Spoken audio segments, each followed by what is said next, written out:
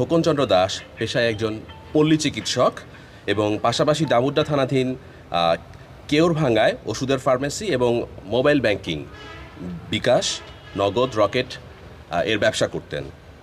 গত 31/12/2025 তারিখ রাত আনুমানিক 2100 ঘটিকায় ভিকটিম ব্যবসা প্রতিষ্ঠান বন্ধ করে ব্যবসার নগদ টাকা একটি ব্যাগের মধ্যে নিয়ে কেউরভাঙ্গা থেকে সিএনজি যোগে নিজ বাড়ির কাছাকাছি তিলয় ব্যাপারী মসজিদের সামনে এসে সিএনজি থেকে নেমে পায়ে হেঁটে বাড়ির সামনে পৌঁছালে সেখানে আগে থেকে ওত পেতে থাকা আসামি সোহাগ খান, পিতা বাবুল খান, সাং তিলই ৩ নং ওয়ার্ড,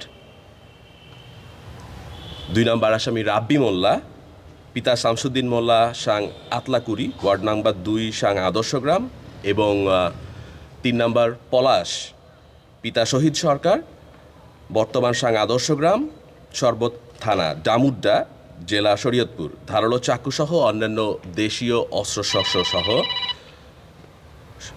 নিয়ে ভিকটিমের পথ আটকিয়ে ভয় দেখিয়ে টাকার ব্যাগ ছিনিয়ে নেয় এবং এলোপাতাড়ি ছুরিকাঘাত ও গুরুতর রক্তাক্ত জখম করে।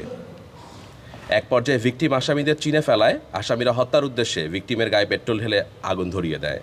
নায়াসিনামাইড ও স্যালিসাইলিক সমৃদ্ধ লিলি ফেস ওয়াশ যা ফেসের ডেড স্কিন সেল দূর করে দেয় দ্বিগুণ ফাস্টার ব্রাইটেনিং। ভিকটিম তার জীবন রক্ষার্থে পাশের ডোবায় পানিতে ঝাঁপিয়ে পড়ে এবং এ সময় আশপাশের লোকজন বের হয়ে আসলে আসামিরা পালিয়ে যায়। আসামিদের ছুরির আঘাতে ভিকটিমের মাথার বাম পাশে, বুকের ডান পাশে, নিচে এবং পেটে গুরুতর জখম হয়। পেট্রোলের আগুনে হাত, মুখমণ্ডল ও শরীরের বিভিন্ন অংশ ঝলসে যায়। অবস্থা আশঙ্কাজনক হওয়ায় তাকে চিকিৎসার জন্য শরীয়তপুর সদর হাসপাতালে নিয়ে যায়।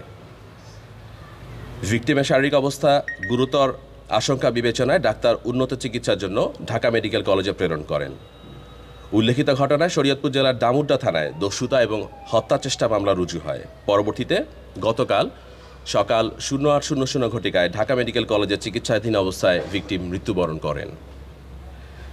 সুপ্রিয় সাংবাদিকবৃন্দ, চাঞ্চল্যকর এই মামলাটির গুরুত্ব বিবেচনা নিয়ে র্যাব ৮ বরিশাল মামলাটির রহস্য উদ্ঘাটন এবং ঘটনায় জড়িত আসামিদের গ্রেফতারের লক্ষ্যে ছায়াতদন্ত শুরু করে।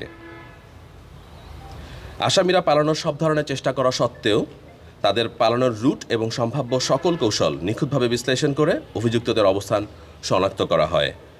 এরই ধারাবাহিকতায় গোপন সংবাদের ভিত্তিতে র্যাব ৮ বরিশাল এবং র্যাব ১৪ কিশোরগঞ্জের যৌথ আভিযানিক দল আজ আনুমানিক রাত 01:00 ঘটিকায় পূর্ব পৈলনপুর, বাজিতপুর, কিশোরগঞ্জ এলাকা হতে উক্ত ঘটনায় জড়িত আসামিদের গ্রেফতার করে।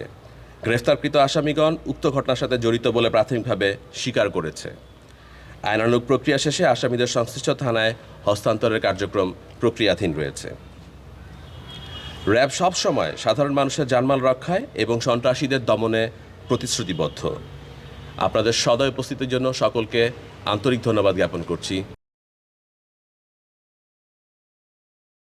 নায়াসিনামাইড ও স্যালিসাইলিক সমৃদ্ধ লিলি ফেস ওয়াশ যা ফেসের ডেড স্কিন সেল দূর করে দেয় দ্বিগুণ ফাস্টার ব্রাইটেনিং।